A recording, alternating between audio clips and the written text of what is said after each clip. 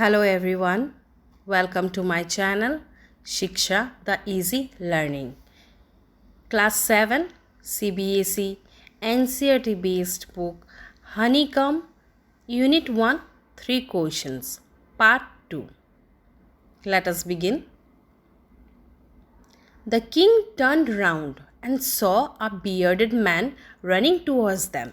His hands were pressed against his stomach, from which blood was flowing. When he reached the king, he fainted and fell to the ground.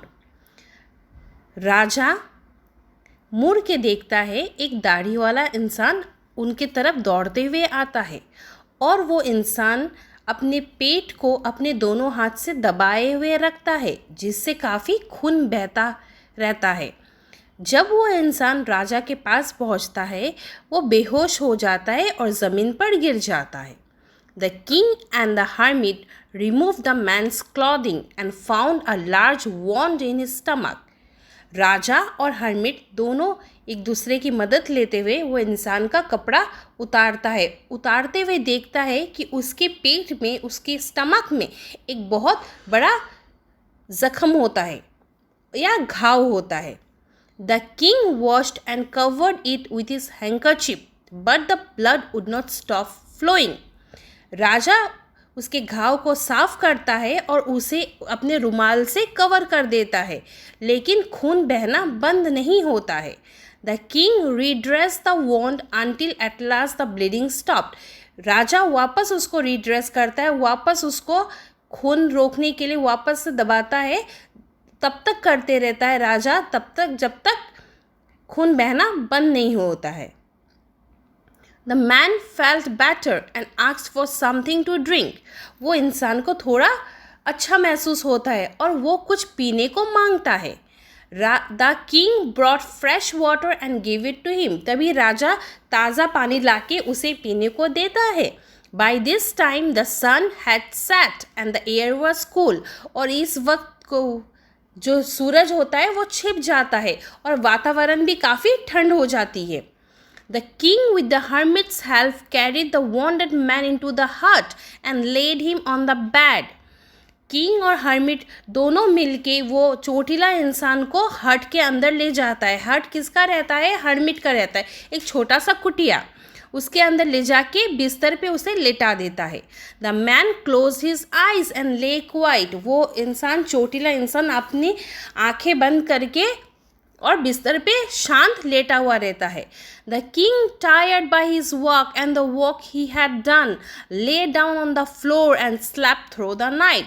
तो राजा काफ़ी थक जाता है, वो पैदल चल के आया हुआ रहता है और काफ़ी काम भी किया हुआ रहता है, तो वो थक जाता है, तो वो ज़मीन पर ही गिर के वो सारी रात अच्छे नींद सो जाता है. When he awoke, it was several minutes before he could remember where he was or who the bearded man lying on the bed was. तो राजा जब उठता है तो पहले उसे कुछ समझ नहीं आता, याद नहीं आता वो यहाँ पे क्या कर रहा है.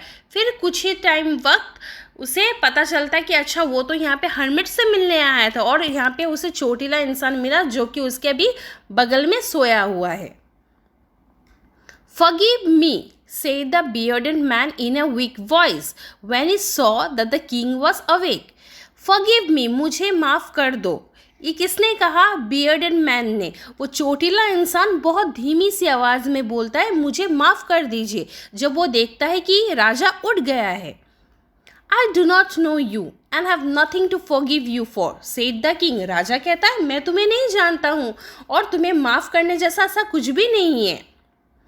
You do not know me, but I know you. फिर वो चोटिला इंसान क्या कहता है? आप मुझे नहीं जानते बट मैं आपको जानता हूँ. I am that enemy of yours who swore revenge on you because you put my brother to death and seized my property. फिर वो चोटिला इंसान क्या कहता है कि मैं आपको जानता हूँ, आप मुझे नहीं जानते हो. मैं आपका एक दुश्मन हूँ. मैं आपका एक दुश्मन हूँ, वो दुश्मन हूँ जो कसम खाइए मैं आपके ऊपर आपसे बदला लूँगा. क्योंकि आपने मेरे भाई को डेथ करार दिया, मतलब death to sentence to death दिया था उसके भाई को, और मेरा प्रॉपर्टी भी आपने सीज कर लिया था, मतलब ज़बरदस्ती से हथियार लेना या छीन लेना। तो ये चोटिला इंसान कहता है राजा से कि वो उसका दुश्मन था। I knew you had gone alone to see that hermit and I made up my mind to kill you on your way home। फिर वो चोटिला इंसान कहता है कि मुझे पता था कि आप यहाँ पे हर्मिट से मिलने आए हो, वो भी अकेले, इसलिए मैंने प्लान बनाया, अपना माइंड सेट किया कि मैं आपको रास्ते पे हमला कर दूंगा जब वापस आप घर लौट रहे होंगे। But the day passed and you did not return, so I left my hiding place। तो फिर वो क्या बोलता है, बट दिन गुजर गया और आप वापस ही नहीं आए। मैं इंतज़ार कर रहा था कि आप वापस आओगे अपने घर जाते हुए, तब मैं आपके ऊपर हमला करूँगा, बट आप वापस नहीं आए, इसलिए मैंने अपना मेरा छिपा हुआ जगह, हाइडिंग प्लेस, मतलब जहाँ पे वो छिपा हुआ था, राजा का इंतज़ार कर रहा था, वो जगह वो छोड़ के, and I came upon your bodyguard who recognised me and wanted me. और मैं बाहर निकल के आया और आपके बॉडीगार्ड जो थे उसने मुझे पहचान लिया और उसने मुझे जख्मी कर दिया। I escaped from him, but I should have died if you had not dressed my wounds। फिर वो क्या कहता है, मैंने बॉडीगार्ड से तो स्केप कर लिया, मतलब वहाँ से तो वो भाग निकला, वहाँ से तो वो बच निकला, लेकिन मैं मर जाता अगर आप मेरे जख्म को ठीक ना करते। I wish to kill you and you have saved my life। बहुत आश्चर्यजनक होके वो चोटिला व्यक्ति कहता है, मैंने तो आपको मारना चाहा था, बट आप ही ने मेरी ज़िंदगी बचाई है।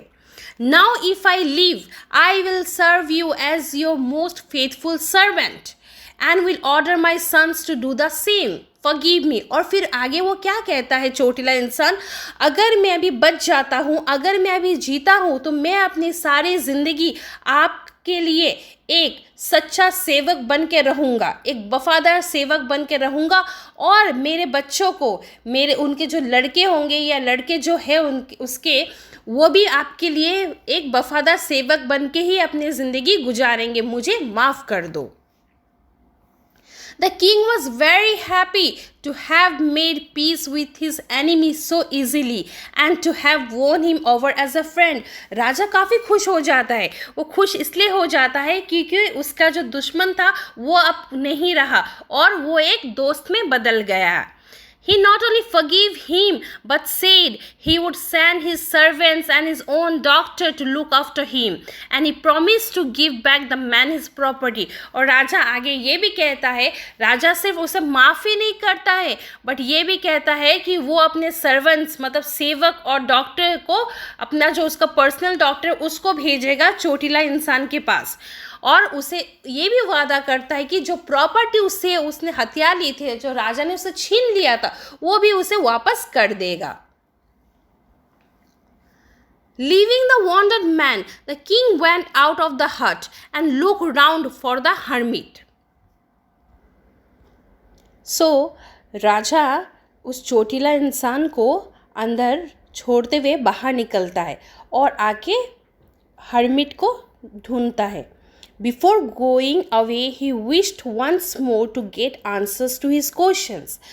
वापस घर लौटने से पहले राजा ये चाहता था कि उसे उसके सवालों के जवाब मिल जाए। The hermit was on his knees, sowing seed in the beds that had been dug the day before। तो हर्मिट को देखता है कि वो अपने घुटनों के बल नीचे झुका हुआ रहता है और वो कुछ बीज बोते रहता है उसी खुदाई किए हुए जगह में जो कि एक दिन पहले दोनों राजा और हर्मिट दोनों मिलके किया था। The king went up to the hermit and said, For the last time I beg you to answer my questions, wise man। और किंग हर्मिट के पास जाके उसे कहता है कि आखिरी बार मैं आपसे विनती करता हूँ कि मेरे सवालों के जवाब मुझे दे दीजिए। You have already been answered, said the hermit, still bending down to the ground and looking up at the king as he stood before him। राजा उसके बिल्कुल आगे ही खड़ा था और हर्मिट अपने घुटनों के बल झुका हुआ था। और फिर अचानक से हर्मिट ये कहता है कि आपके सवालों के जवाब आपको मिल गए हैं। How have I been answered, what do you mean. राजा चौंक जाता है, उसके सवाल के जवाब तो हरमेट ने दिए ही नहीं थे, तो वो चौंक जाता है और पूछता है मेरे सवालों के जवाब कहाँ मुझे मिले हैं, अब क्या कहना चाह रहे हो। Do you not see, replied the hermit. तो हरमिट कहता है कि तुम्हें समझ नहीं आया, तुम्हें दिखाई नहीं दिया। If you had not pitied me, if you had not pitied my weakness yesterday and had not dug these beds for me, you would have gone. Then that man would have attacked you, and you would have wished you had stayed with me. फिर hermit क्या बोलता है उसे, कल अगर आपको मेरी कमज़ोरी पे तरस नहीं आया होता तो आप मेरे लिए ये खुदाई नहीं किया होता और आप वापस चले गए होते, और वापस जाते वक्त वो इंसान आपके ऊपर हमला कर देता। बट आपने क्या किया, आप यहीं रुकना चाहा और मेरी मदद की। So the most important time was when you were digging the beds, and I was the most important man, and to do me good was your most important business. फिर उसे हरमिट ये जवाब देता है, आपके लिए सबसे ज़रूरी वक्त वो था जब आप ये खुदाई कर रहे थे, और आपके लिए सबसे ज़रूरी इंसान मैं था, और मेरे लिए अच्छाई करना आपके लिए सबसे ज़रूरी कार्य था। जैसे कि हमने पहले पढ़ा था कि राजा के 3 सवाल थे, तो इस तीनों सवाल को हरमिट ने बहुत अच्छे से समझा दिया। फिर आगे वो और भी कहता है, afterwards when the man ran to us, the most important time was when you were caring for him, because if you had not dressed his wounds he would have died without having made peace with you. आगे hermit ये कहता है कि जब वो चोटिला इंसान हमारे ओर दौड़ते हुए आया तो सबसे ज़रूरी वक्त वो था, सबसे इम्पोर्टेंट टाइम वो था जब आप उसके लिए केयर कर रहे थे, मतलब उसके ज़ख्म को साफ कर रहे थे। क्योंकि अगर आप उसके ज़ख्म को ड्रेसअप नहीं करते, अगर आप उसके बहते हुए खून को नहीं रोकते तो वो मर जाता और आपसे सुलह भी नहीं होती। जो दुश्मन आज आपका दोस्त बन गया है उससे सुलह भी नहीं होता और वो इंसान मर जाता। इसलिए आपके लिए सबसे ज़रूरी वक्त वो था जब आप उसके ज़ख्म को ठीक कर रहे थे। So he was the most important man, और आपके लिए सबसे ज़रूरी इंसान उस वक्त वही था, वो चोटिला इंसान। And what you did for him, और आपने जो उसके लिए किया वो आपके लिए सबसे ज़रूरी कार्य था। इस तरह से हरमिट ने इनडायरेक्टली वे में राजा के तीनों सवालों के जवाब दे दिया। आगे क्या कहता है hermit, remember then there is only one time that is important and that time is now. फिर हरमिट कहता है, एक बात ज़रूर याद रखिए, सबसे ज़रूरी एक ही वक्त होता है और वो वक्त अभी है, now. It is the most important time because it is the only time we have any power to act. आगे हरमिट ये भी कहता है कि सबसे ज़रूरी वक्त हमारा आज है, अभी है, ठीक है, जिसके ऊपर हम कोई एक्शन कर सकते हैं, जिसके ऊपर हमारा कंट्रोल है। क्योंकि जो पास्ट है वो गुजर गया, हम उसके ऊपर कुछ नहीं कर सकते। जो फ्यूचर है, जो आने वाला है, हम उसके ऊपर भी कुछ नहीं कर सकते। बट जिसके ऊपर हम कर सकते हैं वो हमारा आज और अभी है। The most necessary person is the person you are with at a particular moment, for no one knows what will happen in the future and whether we will meet anyone else. दूसरे सवाल का जवाब इस तरह से देता है hermit कि सबसे ज़रूरी इंसान किसी के लिए भी वो इंसान होता है जो आपके साथ उस वक्त होता है, क्योंकि किसी को भी नहीं पता हमारे आने वाले कल में क्या है, क्या हम किसी और से मिलेंगे या फिर किसी से भी नहीं मिलेंगे। इसलिए जिस वक्त जो इंसान है सबसे ज़रूरी वही है हमारे लिए। अब बारी आते है तीसरे सवाल का। The most important business is to do that person good. तीसरे सवाल का जवाब इस तरह से देता है हर्मिट, और सबसे ज़रूरी कार्य राजा के लिए या फिर हम किसी के लिए भी वो होता है जिस वक्त हम जिस इंसान के साथ होते हैं उसके लिए अच्छा कर्म करना, उसकी सहायता करना, हेल्प करना, कुछ भी वे में उसके लिए अच्छा करना।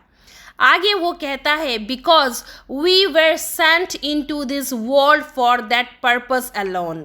वो क्या कहता है हर्मिट, क्योंकि हम इस दुनिया में आए हैं सिर्फ एक ही पर्पस के साथ, वो है कि जो भी व्यक्ति हमारे साथ जिस समय है हम उसके लिए अच्छा करें, और जो व्यक्ति हमारे साथ जिस वक्त में है वही व्यक्ति हमारे लिए सबसे ज़रूरी है, क्योंकि आगे हम किसी से मिलने वाले हैं या फिर नहीं ये हमें नहीं पता।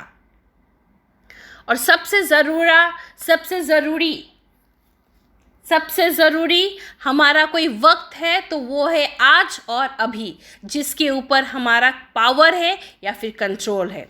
Bye Leo Tolstoy. I hope the chapter is clear, the part 2 is clear. Now let us do the comprehension check. Complete the following sentences by adding the appropriate parts of the sentences given in the box. Let us see. The points are given in the box. We have to match the appropriate point with the sentences given above. Number 1, many wise men answered the king's questions, but their answers were so varied that the king was not satisfied. Number 2, someone suggested that there should be a council of wise men to help the king act at the right time. Number 3, someone else suggested that the king should have a timetable and follow it strictly. Number 4, the king requested the hermit to answer 3 questions. Number 5, the king washed and dressed the bearded man's wound, but the bleeding would not stop. That's all for today. I hope the chapter is clear. If you have any doubt, you may ask in the comment section below. And if you are new to my channel, please do subscribe. It means a lot to me. If you have liked at any part of my video, please do like, share, subscribe. And do not forget to leave a comment before you leave. We'll meet with a new video very soon. Thank you for watching. Till then, take care. Bye-bye.